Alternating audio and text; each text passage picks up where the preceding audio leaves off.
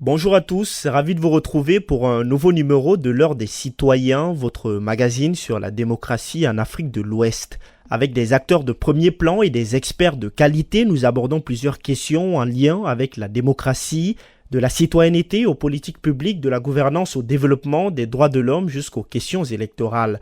Nous passons en revue toutes les questions liées au renforcement de la démocratie dans une Afrique de l'Ouest plongée dans une crise de la démocratie. Dans ce nouveau numéro, nous parlons de l'utilisation responsable des nouveaux médias pour promouvoir la démocratie et la bonne gouvernance. Dans la première partie, nous verrons au Ghana comment les nouvelles autorités portées au pouvoir en 2024 veulent faire des nouveaux médias un espace de discussion où les citoyens peuvent interpeller les gouvernants et faire des propositions pour la bonne marche du pays. Reportage à suivre aussi en Côte d'Ivoire où par contre les autorités encadrent strictement la liberté d'expression, surtout sur les nouveaux médias, pour éviter que des mauvais buzz fragilisent le tissu social et le vivre ensemble. La Côte d'Ivoire a connu entre 2010 et 2011 une crise politique qui a fait des milliers de morts selon les Nations Unies. Toujours en Côte d'Ivoire, avec un expert des questions de démocratie et gouvernance, nous verrons l'importance de l'utilisation responsable des nouveaux médias pour renforcer la démocratie.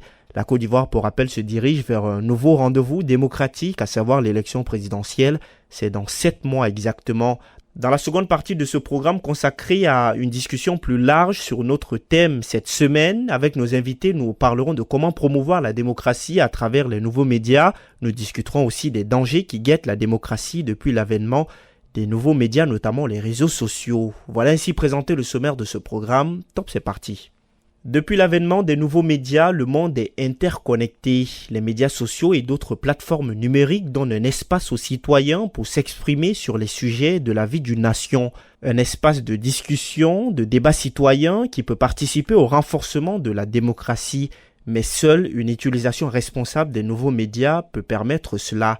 Au Ghana, les nouvelles autorités arrivées au pouvoir en fin 2024 veulent faire des nouveaux médias, des plateformes de discussion où les citoyens peuvent faire des propositions sur la gouvernance, mais aussi interpeller les dirigeants. Je vous propose de suivre plus d'explications à ce sujet avec Demba Amarhan.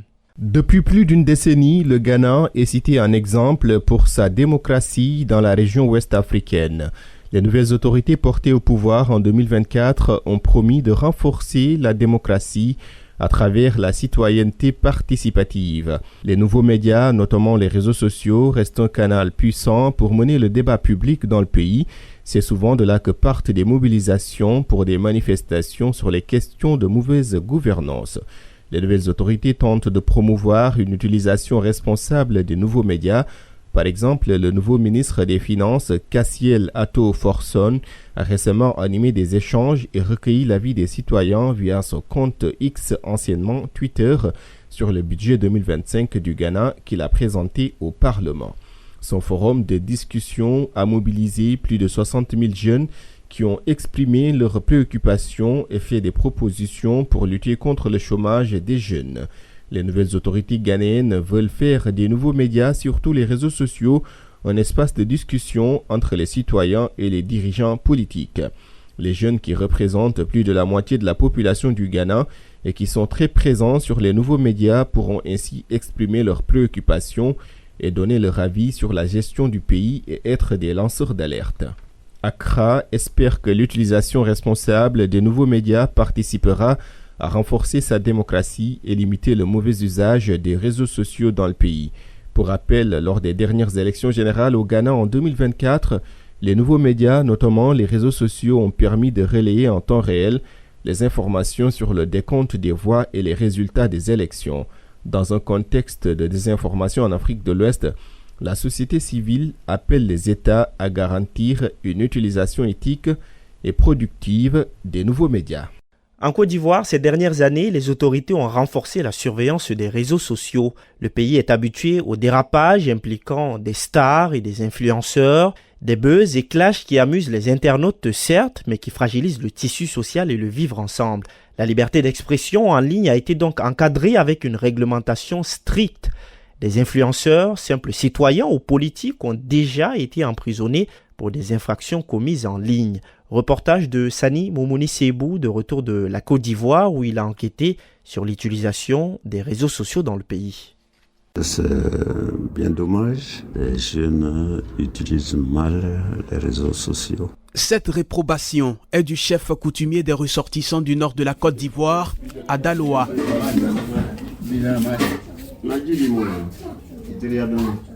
L'air serein et entouré de sages de la localité, l'octogénaire étaye son jugement. Nous ne recherchons qu'une jeunesse responsable, puisque après Dieu, nous, aujourd'hui, on ne compte que sur cette jeunesse. Aller voir notre jeunesse aller dans des sens qui nous inquiètent avant notre dernier jour ne nous sied pas. Karamoko Touré, bien vautré dans son fauteuil pliable, désapprouve les buzz et les clashs dont raffolent plusieurs jeunes Ivoiriens.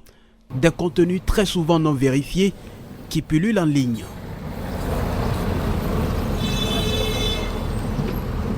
En plein cœur de Daloa, Mamadou, un jeune homme de 16 ans, est pendu à son téléphone tout en scrollant. Il déplore l'usage malsain des réseaux sociaux en Côte d'Ivoire. Quand tu n'as pas un travail à faire là, tu as assis, tu ne sais pas comment tu as fait là. C'est là que tu rentres pour aller insulter les gens, clasher les gens. Sinon, clasher là, ça te donne quoi? Lui que tu as vu là, même son moi qui se plaît pas, il faut passer. Et c'est forcé de parler dessus. Dans les jeunes qui prennent les réseaux sociaux, c'est clasher, c'est insulter, c'est pas bon. En tout moment, on peut aller te prendre. Surtout à la salle même, d'Amérique, lui-même, il entend là. Tu t'amuses là, tu es assis à la maison, on tape ta porte en même temps. Il faut sortir en ligne. Ce dont parle Mamadou est facile à trouver en ligne. Pourquoi certaines personnes ont bafoué ton business et ont bafoué tes enfants et que je n'ai pas envie de faire un live pour leur répondre? Vous pensez que quand des personnes s'asseyent... Félix Aboni, analyste politique ivoirien. Les anti-modèles qui se font valoir sur les réseaux sociaux, il y a une foultitude d'influenceurs sur les réseaux sociaux qui n'influencent que ceux qui peuvent se laisser influencer. Moi, je dis par exemple à mes enfants de ne pas regarder ces influenceurs comme des modèles. D'où est toute partie pour construire quoi? Avec quoi? Quel est ton parcours? Quelle est ta trajectoire? Quels sont tes faits d'armes pour arriver à ce niveau? Pour avoir un train de vie, pour brandir un tel véhicule, pour brandir tel liasse de pied? La désinformation est l'un des facteurs qui mettent à rude épreuve le vivre ensemble et la démocratie ivoirienne. Nombre d'Ivoiriens s'activant en ligne ignorent le cadre légal édicté par les autorités. Rita Pascal Kwamina Asman préside l'association des blogueurs de Côte d'Ivoire. En Côte d'Ivoire, il y a un cadre juridique qui entoure l'utilisation des réseaux sociaux. Moi, je travaille sur le digital depuis 2018 et je n'ai jamais eu de problème avec une quelconque institution parce que je fais attention au type de contenu que je produis. On fait des critiques, on dénonce, mais toujours en respectant le cadre légal. Mais force est de constater que beaucoup de personnes qui utilisent les médias sociaux en Côte d'Ivoire font fi de tout ce qui est cadre légal. L'État de Côte d'Ivoire a pris le taureau par les cordes. La campagne dénommée En ligne tous responsables a été lancée en 2024. Du nord au sud, de l'est à l'ouest, les Ivoiriens sont sensibilisés. Amadou Koulibaly, ministre ivoirien de la communication. Imaginons donc un pays où chaque clic nourrit la sagesse, où chaque partage renforce les liens de fraternité, où chaque poste éclaire les esprits. Imaginons une Côte d'Ivoire où les réseaux sociaux deviennent le pinceau avec lequel nous peignons les tableaux de notre développement. Aussi, j'exhorte les citoyens et surtout les jeunes à utiliser les médias sociaux pour le développement positif du pays afin d'assurer l'unité et la coexistence pacifique de tous les citoyens. En octobre prochain, la Côte d'Ivoire doit élire un nouveau président.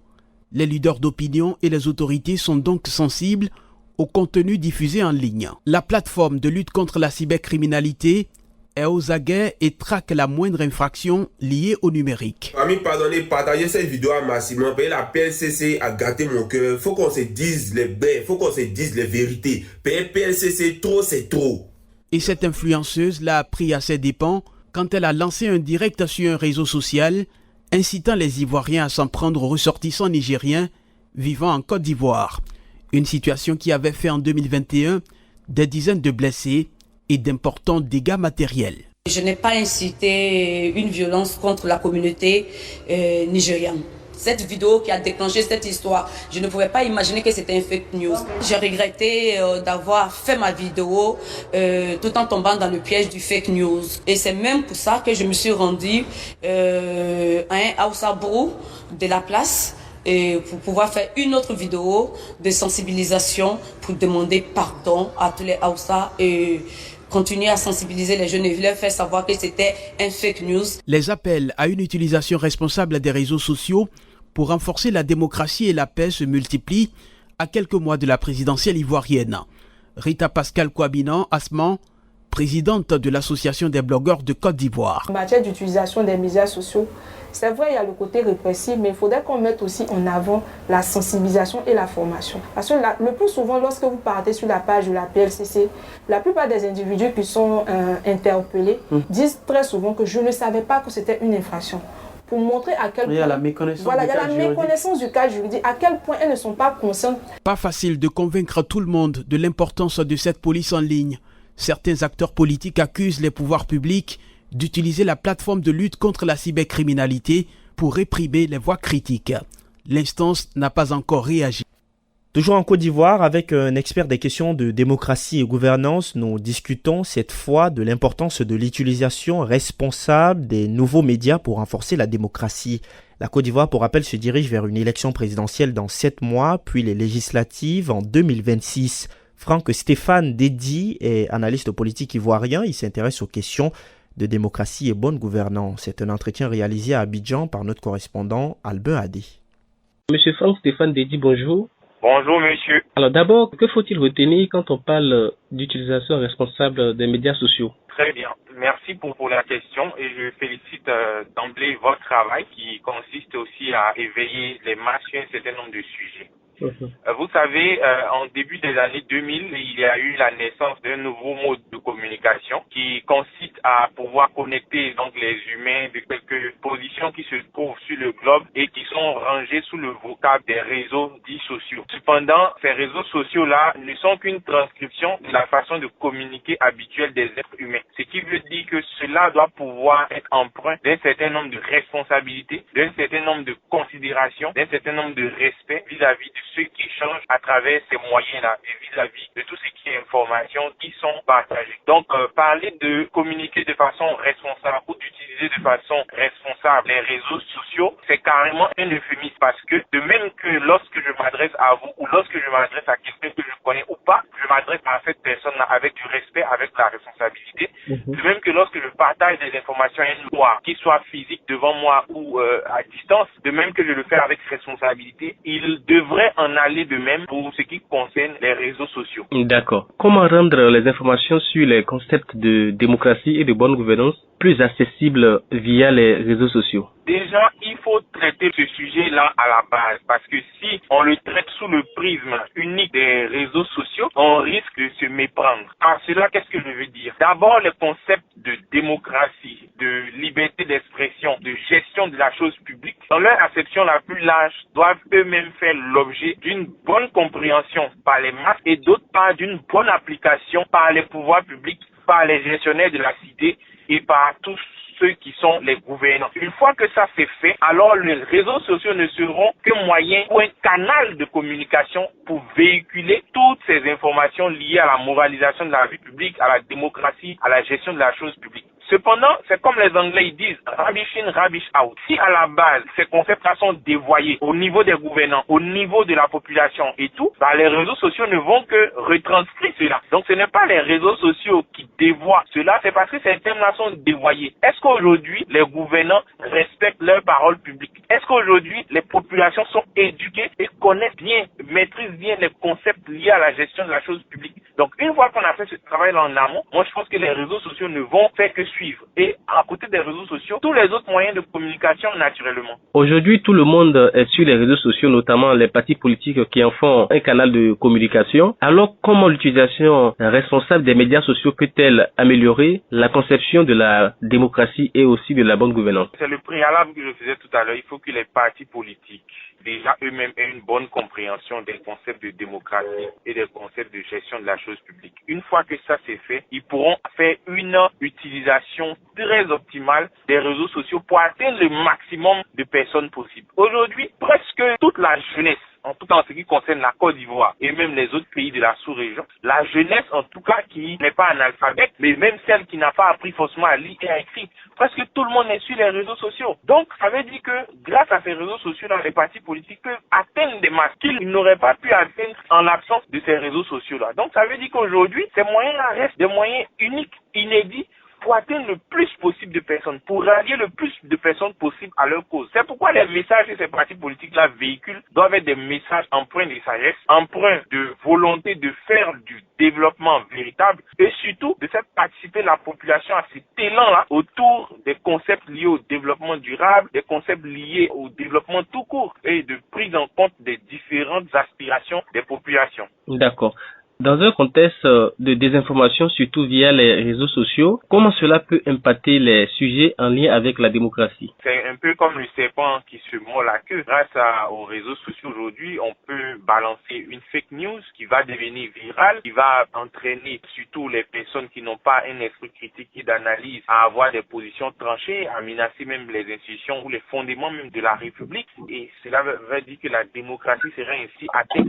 Donc c'est un couteau à double tranchant. Autant c'est un vecteur de communication, vecteur d'atteinte des masses, mais aussi, s'ils ne sont pas utilisés de façon responsable, comme on le disait tout à l'heure, la démocratie peut chanceler. Aujourd'hui, grâce à des fake news, la vie populaire peut être corrompue. Comme on le sait, la démocratie, c'est le pouvoir du peuple par le peuple et pour le peuple. Mais si ce peuple-là, il est mal informé à cause des réseaux sociaux, si ce peuple-là, son avis est distordu à cause des réseaux sociaux, il va sans dire que la démocratie chancelle de fait.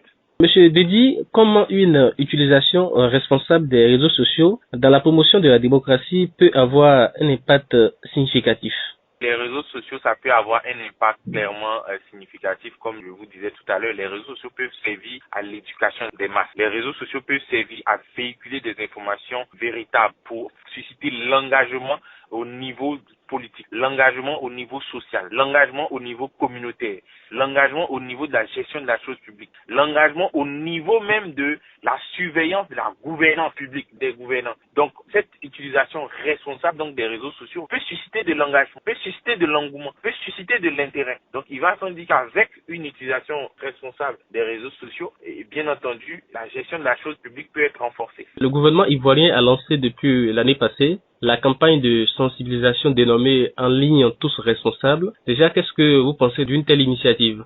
Pour moi, c'est une très très bonne initiative qu'il faut pérenniser. Mais en même temps, il faut que les gouvernants aussi donnent l'exemple. Parce que dans le cas de la Côte d'Ivoire, par exemple, dernièrement, on a vu un ministre de la République avoir des propos quasiment xénophobes. Personne ne l'a réprimandé. Ces propos-là ont été diffusés via les réseaux sociaux. On a des députés donc de la République qui ont des propos obscènes vis-à-vis de leurs opposants via les réseaux sociaux. Donc, en plus de pouvoir faire cette campagne-là tous en ligne responsable, il faut aussi donner l'exemple. De sorte à ce que ce message-là puisse coller en termes de cohérence avec les actes que nous posons. Et cela va faire écho au sein de la population. Mais quand on dit à une population, il faut être responsable en ligne, et qu'à côté, nous-mêmes, on fait d'autres choses, ça veut dire que le contrat de confiance, il est rompu. Et après, ça peut aller dans tous les sens. Donc, oui à cette campagne, mais encore plus oui à une démarche traduite par des actes qui sont en conformité avec cette campagne. Monsieur Franck Dedi, pour finir, comment promouvoir la démocratie et la bonne gouvernance à travers les médias sociaux?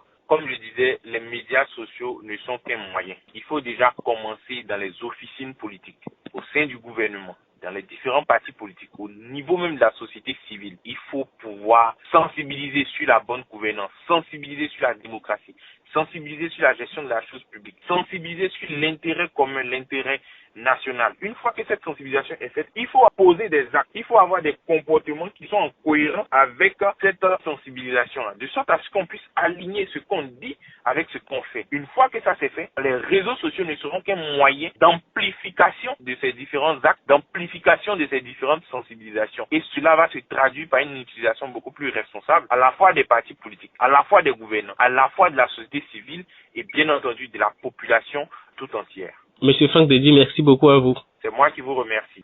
Nous en venons à la seconde partie de ce programme consacré à une discussion plus large sur notre thème cette semaine. Je vous le rappelle encore, l'utilisation responsable des nouveaux médias pour promouvoir la démocratie et la bonne gouvernance. Nos invités nous diront comment promouvoir la démocratie à travers les nouveaux médias, mais aussi nous discuterons des dangers qui guettent la démocratie depuis l'avènement des nouveaux médias.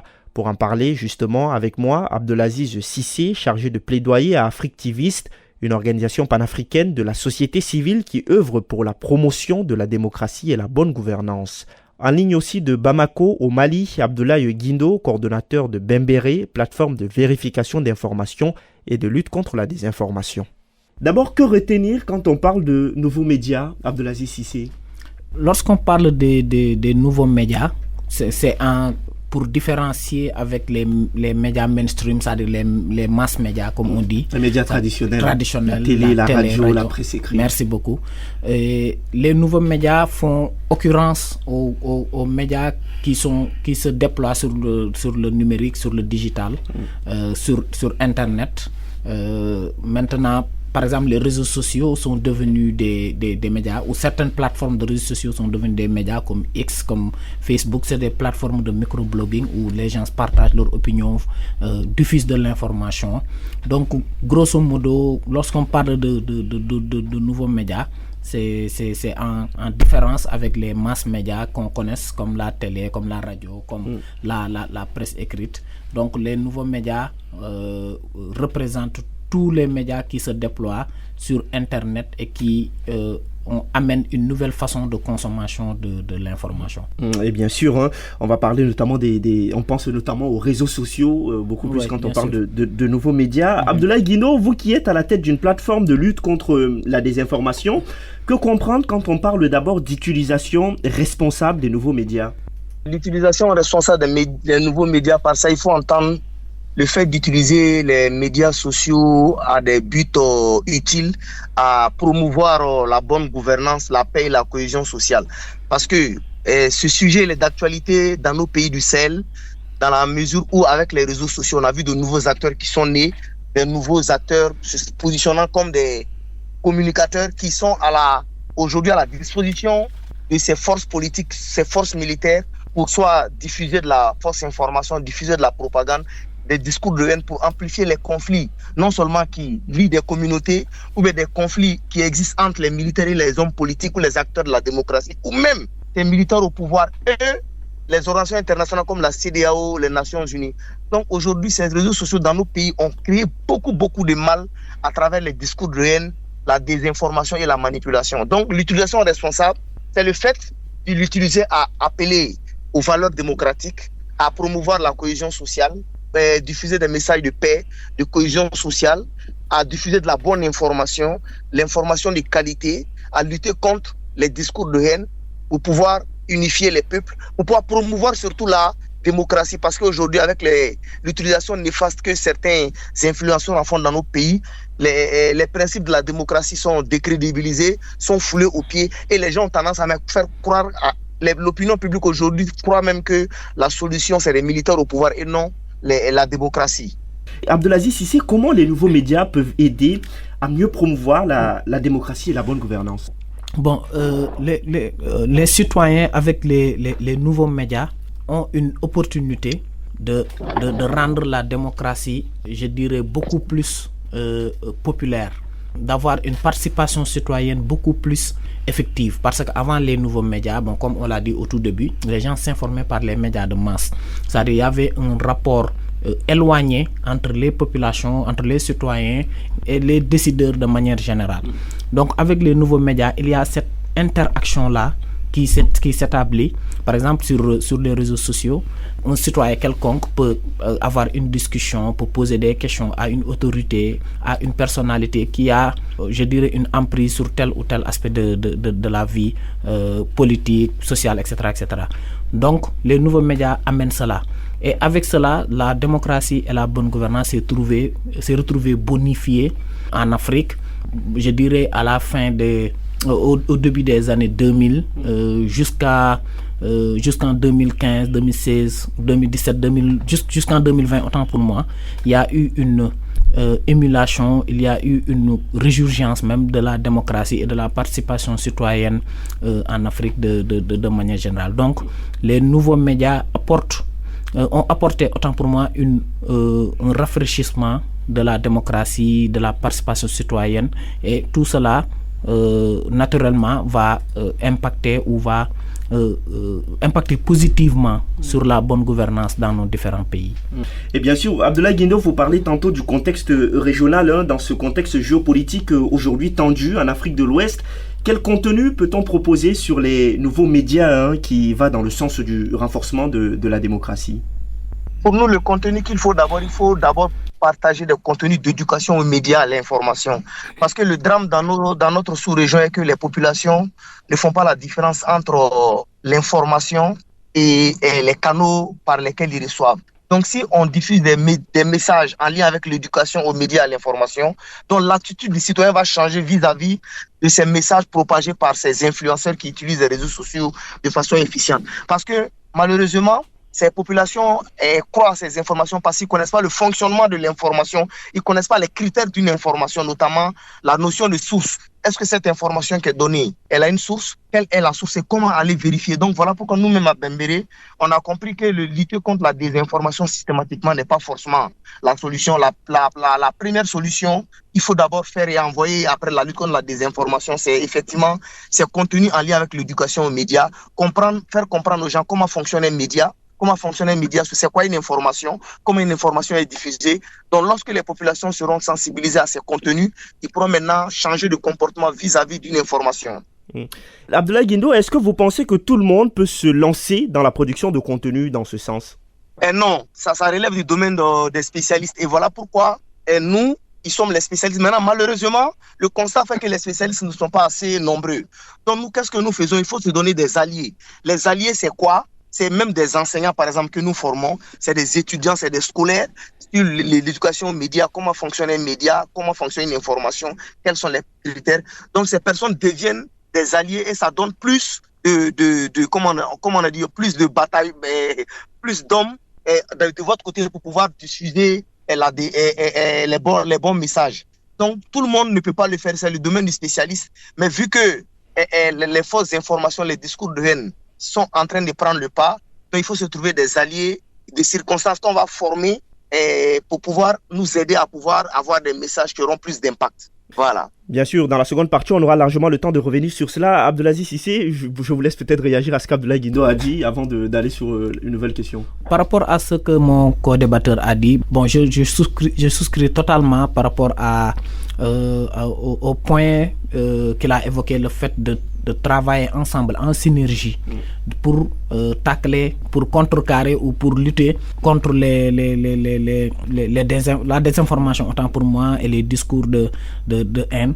Parce que tout le monde, nous-mêmes qui nageons ou qui sommes dans cet écosystème-là de l'information, sur Internet, etc., nous-mêmes, des fois, nous avons des problèmes où nous faisons duper par une telle ou telle information. Donc, il faut former les gens, il faut avoir des alliés dans le cadre de cette lutte-là afin de venir à bout de la désinformation. En fait, ça doit être l'affaire de tous.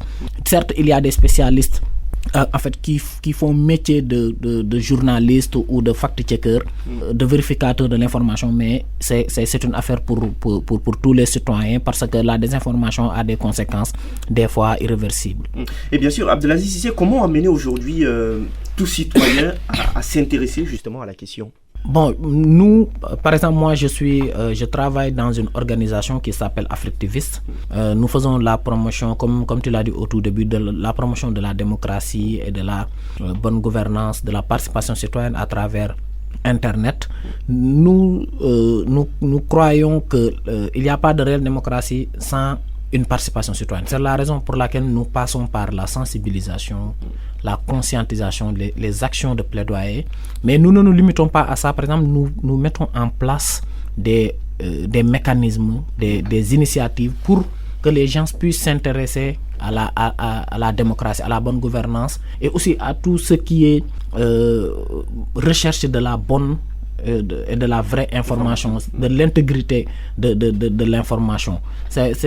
En fait, c'est seulement en essayant d'inclure tout le monde, en essayant de sensibiliser, de conscientiser, de mettre en place des initiatives, des projets, des formations, afin que les gens puissent savoir qu'eux aussi ils font partie de cette lutte-là, que aussi ils font partie de la démocratie qu'on veut mettre en place.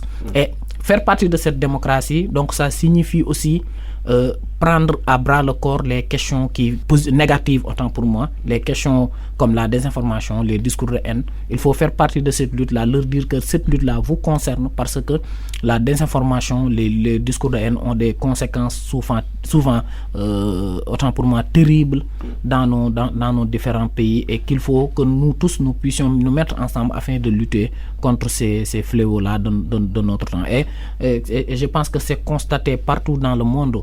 L'actualité géopolitique nous la montre. L'actualité continentale et dans nos différents pays aussi nous la montre. Donc ça doit être une affaire de tout le monde. Il faut conscientiser tout le monde, il faut embarquer tout le monde dans ce combat, et je pense que c'est une tâche assez, je dirais, difficile. Elle n'est pas impossible à relever, mais c'est une tâche très difficile. Bon, avec les réseaux sociaux qui pullulent, il y a des nouvelles plateformes qui sont là, il y a d'autres peut-être qui vont arriver, etc. Il y a TikTok, il y a Instagram, il y a Facebook, il y a Twitter, et toutes les plateformes ont des spécificités. Les personnes qui sont sur TikTok qui consomment TikTok ne sont pas les mêmes que ceux qui consomment X ou Facebook, etc., etc. Donc c'est très difficile, mais c'est un combat qu'il faut relever, qu'il faut mener. Et bien sûr, votre organisation Africtiviste invite à la démocratie participative, Abdoulaye Cissé. Abdoulaye Guindo, comment toucher aujourd'hui un grand public pour un contenu qui promeut les questions de démocratie? Pour toucher le grand public, il faut aller au-delà des réseaux sociaux, parce que vous savez, dans nos communautés, qu'est-ce qui se passe? Certains journalistes n'ayant pas reçu de bonnes formations s'informent sur les réseaux sociaux et relaient ces fausses informations dans les radios locales, dans les communautés, dans les langues locales. Donc nous, acteurs aujourd'hui de la promotion de la bonne gouvernance, des messages de démocratie, de paix, de cohésion, en plus des réseaux sociaux, on doit aussi utiliser les mêmes méthodes que ces acteurs-là utilisent, en collaborer avec les radios dans les communautés, pouvoir traduire aussi nos contenus dans les langues locales pour toucher ces communautés à la base. Voilà. Ça permet d'élargir le canal de communication pour pouvoir sensibiliser, diffuser des bonnes informations en lien avec la démocratie, la bonne gouvernance et les principes républicains. Donc Abdoulaye Guindo, vous pensez qu'aujourd'hui sur les médias sociaux, si on va vers des contenus de plus en plus dans les langues locales, cela permettra peut-être à un grand public d'être plus intéressé aussi à ça? Bien sûr, je prends un exemple sur nous. Quand vous partez sur Bembéré, les contenus que nous créons dans les langues locales, ces contenus vidéo, podcasts sont plus écoutés, plus regardés que les contenus en français. Donc c'est pour dire que les populations ont besoin aussi que les langues locales soient utilisées, ils se sentent à l'aise, c'est cette langue qu'ils comprennent. Donc il faut aller vers les langues locales, ça on n'a pas le choix. Abdoulaye Guindo, comment est-ce que vous pensez que les États peuvent également encourager et contribuer à la promotion de la démocratie via les nouveaux médias afin de toucher un plus grand nombre? Les États ont intérêt, les États sont les premiers à avoir l'intérêt, parce que si les populations n'adoptent pas ces valeurs démocratiques, mais ce sont ces pouvoirs de ces États qui sont en danger. Mais malheureusement, dans notre sous-région, on a l'impression que ces mauvais messages, c'est cette haine contre la démocratie, cette désinformation contre les principes démocratiques, font l'affaire de ceux qui sont au pouvoir. Mais c'est un couteau à double tranchant, parce qu'on a dit que cette propagande, à des limites, ça va tomber. Donc ils ont intérêt à ce que les gens développent à eux des cultures démocratiques pour ne pas qu'ils puissent applaudir les renversements. Aujourd'hui, si un pouvoir est renversé, les gens vont applaudir parce qu'ils n'ont pas la culture de la démocratie. Mais si ensemble on se donne la main pour promouvoir la bonne gouvernance, la culture de la démocratie, c'est les gens qui seront les contre-pouvoirs, seront les contre-coups d'État, qui seront les premiers boucliers. Donc les États doivent le faire, mais malheureusement, c'est timide. Même nous ici, chaque fois on organise des forums, des colloques où on fait venir les autorités qui viennent. Le ministre vient, il préside, il prend l'engagement, mais après, dès on voit qu'il n'y a pas assez de soutien des acteurs qui sont engagés dans la promotion de la démocratie, des droits de... Il y a même ici, ils ont même mis des dispositifs même pour un peu même en bloquer les ordonnances. Parce que par exemple, au Mali, l'administration du territoire a pris une directive qui dit qu'avant de mettre en œuvre une activité, il faut avoir un avis de non-objection. Donc souvent, les ordonnances se voient rejeter l'avis. Donc même si l'avis et le projet ou bien l'activité a un impact sur la promotion des valeurs démocratiques, et si vous n'avez pas l'avis de non-objection, vous ne pouvez pas mettre en œuvre ces activités. Donc vous voyez un peu comment il y a encore des difficultés à pouvoir avoir l'accompagnement de l'État. Abdoulaye Cissé, on vient plutôt d'écouter ce qu'Abdoulaye Guindo disait tout à l'heure. Et justement, comment est-ce que les États peuvent faire plus d'efforts dans le renforcement aujourd'hui de la démocratie également? On sait que tout le monde aujourd'hui est sur les médias sociaux. On vit dans un monde interconnecté. Comment justement s'impliquer plus côté gouvernement et État pour renforcer cela? Bon, je suis très ravi de voir que mon co-débatteur qui est au Mali a fait relever cet aspect-là, relever cette question de la démocratie et de la bonne gouvernance, connaissant la situation, le contexte au Mali. Et avant d'en venir à votre question, je voudrais juste bien sûr, allez-y, rebondir sur deux aspects de son intervention.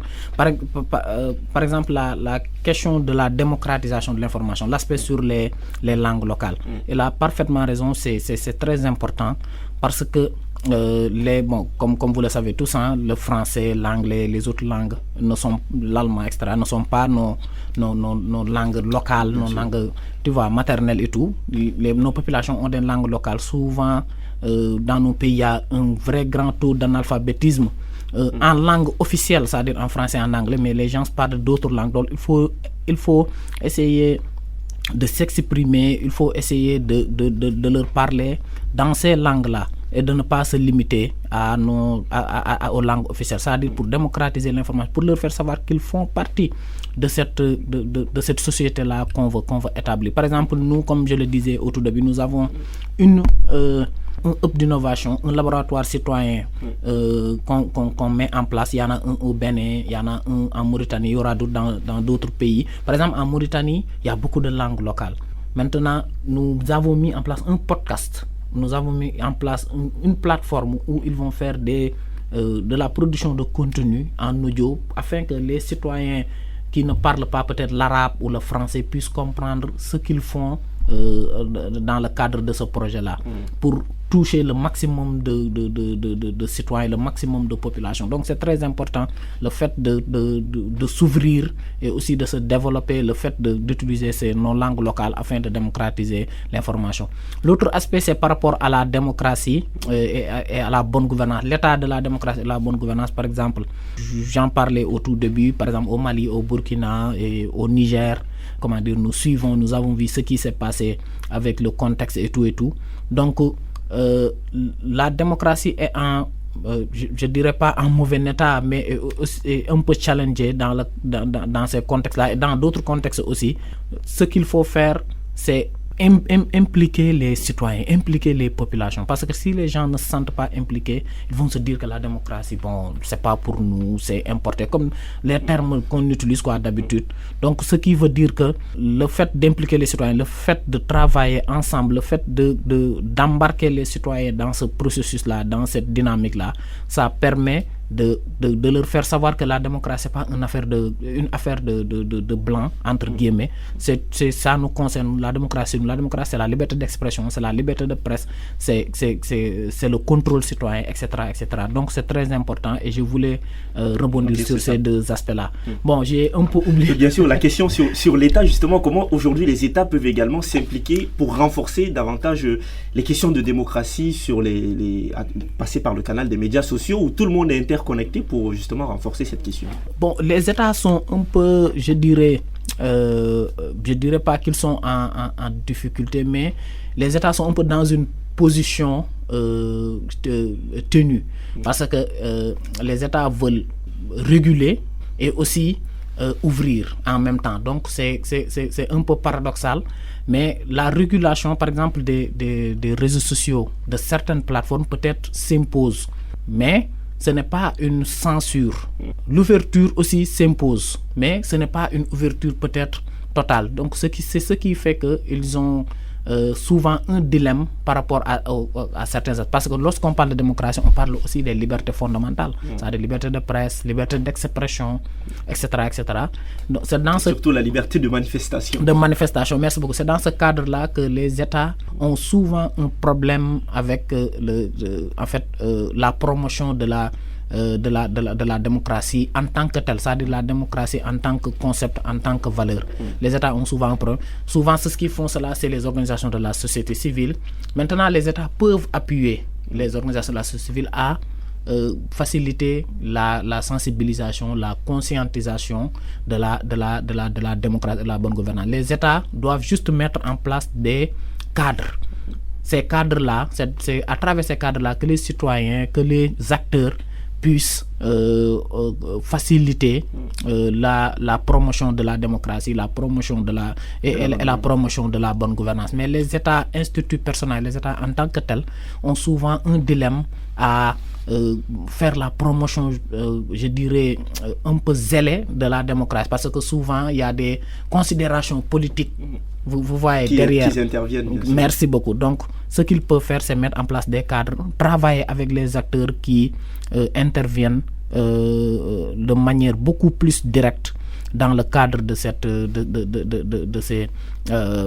la démocratie et de la bonne gouvernance. Et bien sûr, on continue d'en parler. On arrive maintenant à la deuxième partie et on va terminer par là. On parlera de comment lutter contre les dangers qui portent atteinte à la démocratie. Allez-y rapidement. Et aussi juste pour ajouter, aussi respecter les libertés fondamentales, c'est-à-dire les libertés dont on parlait, la liberté de presse, la liberté de manifestation. Ça, déjà, c'est encourager, c'est promouvoir, c'est sanctuariser la démocratie en tant que système politique. Bien sûr, Abdelaziz Cissé, je disais donc on continue de parler cette fois des dangers qui portent, de comment lutter contre les dangers qui portent atteinte à la démocratie et la bonne gouvernance sur les nouveaux médias. Abdoulaye Guindo, vous aviez commencé à en parler et justement je vous donne la parole en premier, vous qui êtes à la tête, je vais le rappeler encore, d'une plateforme qui lutte contre la désinformation. Vous faites également des campagnes de sensibilisation sur la question, sur ce phénomène notamment qui touche la région ouest africaine. D'abord Abdoulaye Guindo, quelle est la proportion de la désinformation sur les médias sociaux aujourd'hui dans la région? Nous, par exemple, quand on dit dans la région, par exemple, nous, on n'a pas une grande vue sur le Burkina. On n'a pas une vue globale du Sénégal et de la Côte d'Ivoire, mais quant au pays de l'AES, la majeure partie, 90% des fausses informations circulent sur les réseaux sociaux. Et sur ce taux de 90%, WhatsApp reste le média social qui a la plus longue durée de vie de circulation des fausses informations, parce que son accès est facile. WhatsApp n'utilise pas beaucoup de data. Et elle a l'option voix qui permet de traduire, et dans les localités, tout le monde a un téléphone inscrit à WhatsApp. Donc la durée de vie des fausses informations est plus longue sur WhatsApp que les autres médias, mais en gros, les réseaux sociaux restent aujourd'hui les plus grandes plateformes de diffusion des fausses informations dans la sous-région. Et nous, on a eu à faire une activité de collecte de la tendance de la désinformation au Mali, Burkina, Niger, avec des médias partenaires de ces trois pays. On a vu que c'est grave, et ces fausses informations sont adapter le même narratif est adapté, monté en fonction des réalités du Mali, en fonction des contextes du Niger et en fonction des contextes du Burkina. Et il y a un phénomène qui pointe à l'horizon. Vu qu'aujourd'hui, la Côte d'Ivoire, par exemple, on était considéré comme les pays ennemis de l'AE. Il n'y a pas trop de haine contre le président Diomaye Faye, mais la Côte d'Ivoire reste toujours une cible à abattre. Aujourd'hui, il y a beaucoup de fausses informations venant du Mali qui sont dirigées vers le pays. Même tout récemment, on a vu une deepfake circuler ou une interview imaginaire entre Alassane et un vidéoman malien qui a été cru par beaucoup de néophytes. Donc, les réseaux sociaux au Mali restent des canaux de diffusion de fausses informations, même si à côté, les médias classiques aussi relaient de la fausse information, notamment les radios et les télévisions. Dans un contexte de crise de la démocratie en Afrique de l'Ouest, Abdoulaye Guindo, quels peuvent être les dangers sur les nouveaux médias qui portent atteinte à la promotion de la démocratie? Mais les dangers, c'est d'abord les dangers, on commence à les sentir. Les médias sociaux qui portent les valeurs de la démocratie sont aujourd'hui de plus en plus en situation d'autocensure. Parce que qu'est-ce qui s'est passé? Des campagnes d'influence ont été créées à travers des fausses pages quand un média social promet de la bonne information, faire la promotion de la démocratie. Les pages fabriquées viennent menacer, insulter et à la limite, même souvent signaler ces pages. Donc, ce qui fait que les journalistes ont souvent peur. Nous, par exemple, on a des journalistes qui ont eu peur, qui ont voulu arrêter d'écrire pour nous parce qu'ils ont reçu des menaces en ligne. Pas des menaces physiques, mais des menaces en ligne. Donc, aujourd'hui, on constate une autocensure ou bien un silence de ces médias sociaux qui sont des médias spécialisés dans la promotion de la démocratie et la bonne gouvernance. Parce qu'aujourd'hui, ceux qui font la promotion des putsch, qu'on appelle communément l'association des promoteurs de putsch, c'est un langage qu'on a créé chez nous. On prend le dessus sur ceux qui font la promotion de la bonne gouvernance et la démocratie. Bien sûr, la question est délicate. On reviendra peut-être avant de se quitter. Je me tourne maintenant vers vous, Abdelaziz Cissé. Et finalement, quels sont les dangers, selon vous, qui peuvent aujourd'hui guetter la promotion de la démocratie et les questions de bonne gouvernance sur les réseaux sociaux, alors qu'aujourd'hui, certaines organisations comme la vôtre font la promotion d'une participation citoyenne de la démocratie? Bon, actuellement, c'est un constat personnel. Peut-être que d'autres ont fait le même constat. C'est-à-dire, pour nous qui faisons la promotion de la démocratie, la bonne gouvernance sur les réseaux sociaux, nous sommes un peu traités en fait, nous sommes des bénins, nous sommes des bisounours, parce que nous croyons que la démocratie est un peu le système politique qui permet beaucoup plus aux citoyens de s'épanouir, parce que comme l'a dit mon co-débatteur, il y a une tendance qui fait croire aux citoyens que les changements anticonstitutionnels de pouvoir, c'est-à-dire les coups d'État, sont à la mode, que sont la méthode la plus aboutie pour permettre aux citoyens de s'épanouir, d'être indépendants, de prendre notre souveraineté, etc. Je dirais, toute cette terminologie-là qui est utilisée en fait dans nos différents pays et par les citoyens de manière générale. Donc je dirais pas que c'est difficile, mais c'est un peu compliqué. C'est un peu des fois un défi pour nous de promouvoir la démocratie, parce que après il y a un service après-vente. Après, il faut venir expliquer aux gens pourquoi telle chose, pourquoi on a fait telle activité, pourquoi on a déployé tel projet, etc. En fait, il faut venir pour les expliquer, comme si le fait de vouloir vivre en démocratie, le fait de vouloir sauvegarder les libertés n'était pas quelque chose d'évident. Il y a une nouvelle, je dirais, une nouvelle connaissance, il y a une nouvelle façon de voir les choses de manière générale. Et tout ça, bon, ça vient de loin. Il y a un cadre, je dirais, régional, il y a un cadre mondial qui facilite tout cela. Et c'est ce qui aussi, facilite la désinformation. C'est ce qui facilite souvent les discours de haine, etc., parce que le fait qu'un régime politique, le fait qu'un système comme le système de coup d'État veuille s'établir, tout ça en fait vient avec la désinformation, tout ça vient avec des discours de haine envers ceux qui se disent démocrates. C'est ce que disait mon co-débatteur dans son intervention. Le fait que les tenants des systèmes de coup d'État ont des promoteurs, comme il a dit, des promoteurs de la désinformation, ont des gens qui parlent pour eux, des influenceurs, qui font que c'est très compliqué pour je dirais pas les adeptes, mais pour ceux qui font la promotion de la démocratie, de s'épanouir, d'émerger. Merci beaucoup, d'émerger dans le cadre des nouvelles. Même si on y arrive en tant bien que mal, mais souvent c'est compliqué. Et bon, là je me limite seulement dans le cadre de l'Afrique de l'Ouest, mais si on l'étend dans d'autres régions aussi, peut-être que c'est la même chose pour les militants et les activistes pro-démocratie. Et bien sûr, on va faire un dernier tour de table avant de se quitter. Abdoulaye Guino, je commence par vous. Comment lutter contre les dangers qui portent atteinte à la démocratie et la bonne gouvernance sur les nouveaux médias? Bon, moi, je pense qu'il y a plusieurs choses à faire. La première chose, c'est continuer l'éducation, la sensibilisation, la formation.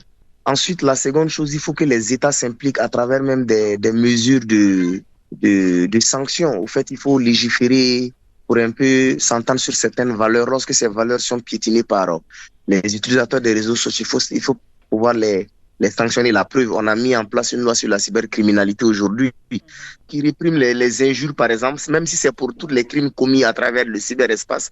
Des contenus qui mettent à mal les valeurs démocratiques. Si on met des lois pour sanctionner ces personnes, je pense que ces pages-là vont disparaître et les médias sociaux qui font la promotion de la bonne gouvernance et de la démocratie seront les pages qui vont. Au Mali, la loi sur la criminalité, malgré ses insuffisances, a fait des exploits en mettant fin, par exemple, aux injures.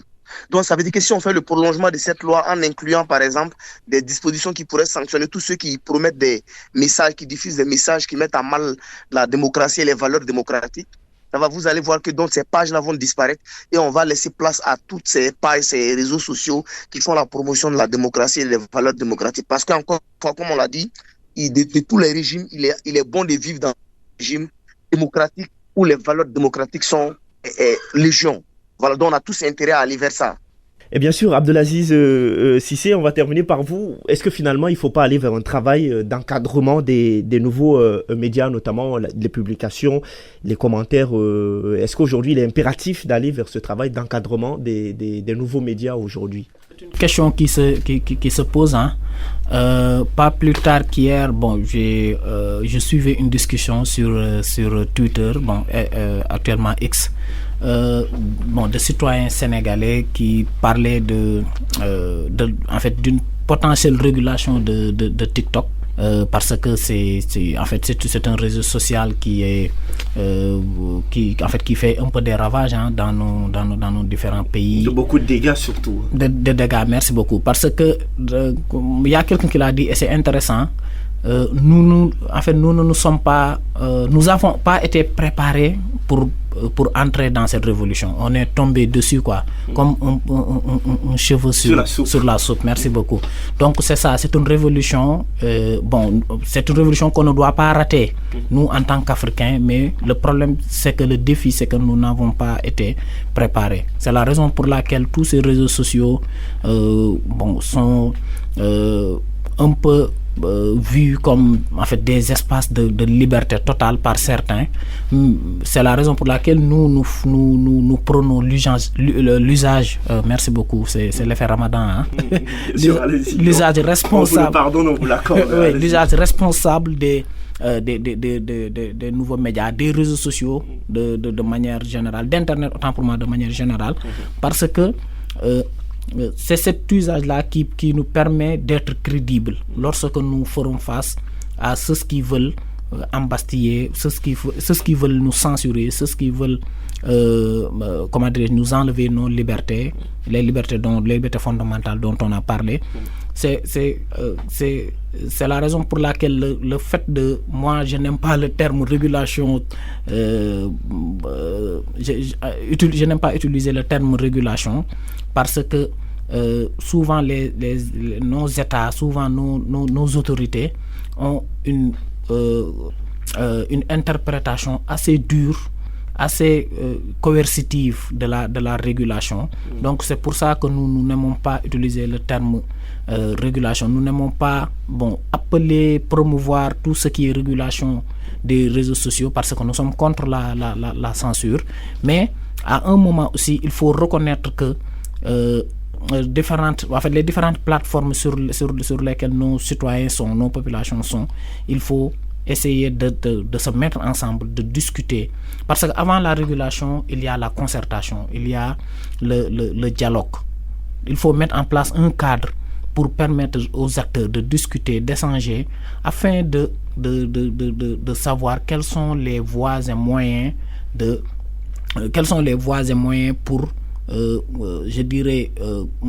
axer beaucoup plus sur la sensibilisation, la conscientisation et aussi in fine, si c'est nécessaire, réguler pas de manière coercitive, de manière radicale, mais de manière continue, graduelle, pour permettre aux citoyens d'avoir cette liberté, mais aussi de ne pas atteindre aux libertés des autres. Et c'est ce qui est le plus important. Nous parlions de la désinformation, des discours de haine, etc., etc. Pour ce qui est de la désinformation, moi personnellement, je crois que ce qui va nous sauver, c'est le journalisme. Il faut qu'on essaie de promouvoir la bonne information. Il faut qu'on essaie de promouvoir ceux qui traitent l'information de manière responsable. Il y a peut-être que je suis pas du tout spécialiste de cette question. Il y a ceux qui font ce travail-là, qui font mission de décortiquer l'information, de vérifier l'information. Il y a les fact-checkers, il y a mes amis de Africa Check, il y a les amis de la maison des reporters, etc. Actuellement, tous les médias peut-être font de la vérification, mais il y a des voies autorisées, c'est ce que je voulais dire. Donc, il faut prêter main forte à ces acteurs-là, afin que le journalisme soit notre salut à nous tous dans ce contexte-là. Parce que la vraie information, la bonne information, il y a des personnes qui sont habilitées à la donner. C'est vrai que le champ est ouvert, il y a les influenceurs, tout le monde. Par exemple, quelqu'un qui a 200 000 abonnés sur X à peu près, en fait, cette personne, c'est un média. Il y a 200 000 personnes qui le suivent, donc il a la latitude de diffuser. Mais elle diffuse quelle information? Comment elle la diffuse, etc., etc. Il y a des personnes qui ont été formées pour diffuser de l'information. Donc, il faut qu'on promeuve, il faut qu'on prête main forte, il faut qu'on donne un exemple ces acteurs-là, je dirais, en fait, ces journalistes-là, ces médias-là, afin de mettre un coup de pied à la circulation de la désinformation. Donc, c'est une question très, très, très actuelle, et je dirais même très existentielle pour nous, Africains, pour nos démocraties de manière générale. Donc c'est un débat qui est ouvert, et je pense que le fait d'ouvrir des plateformes comme celle-ci permet d'avoir ces débats-là, permet d'échanger, permet de trouver des solutions à cette question-là. Bien sûr. Rapidement, avant de se quitter, Abdoulaye Guindo, si vous avez quelque chose à ajouter, on parlait tantôt de plateformes, promouvoir les plateformes qui luttent contre la désinformation, et vous faites partie de cela. Rapidement, avant de se quitter, si vous avez quelque chose à ajouter, Abdoulaye Guindo. Non, juste comme l'a dit mon co-débatteur, c'est ça, faire la promotion et soutenir ces médias qui existent déjà, les soutenir pour qu'ils puissent faire le travail dans un environnement de sécurité, avoir plus de moyens pour pouvoir continuer à lutter contre la désinformation. Et nous arrivons donc au terme de ce programme consacré à l'utilisation responsable des nouveaux médias pour promouvoir la démocratie et la bonne gouvernance. Merci à tous nos invités et reporters. Merci à vous tous de nous avoir suivis. Rendez-vous la semaine prochaine pour un nouveau numéro de l'Heure des Citoyens. Je vous le rappelle encore, l'Heure des Citoyens, c'est votre magazine sur la démocratie en Afrique de l'Ouest avec un focus sur 3 pays, la Côte d'Ivoire, la Guinée-Bissau et le Ghana. Avec des acteurs de premier plan et des experts de qualité, nous abordons plusieurs questions en lien avec la démocratie, de la citoyenneté aux politiques publiques, de la gouvernance au développement, des droits de l'homme jusqu'aux questions électorales. Nous passons en revue toutes les questions liées au renforcement de la démocratie dans une Afrique de l'Ouest plongée dans une crise de la démocratie. Bon week-end à tous, portez-vous bien.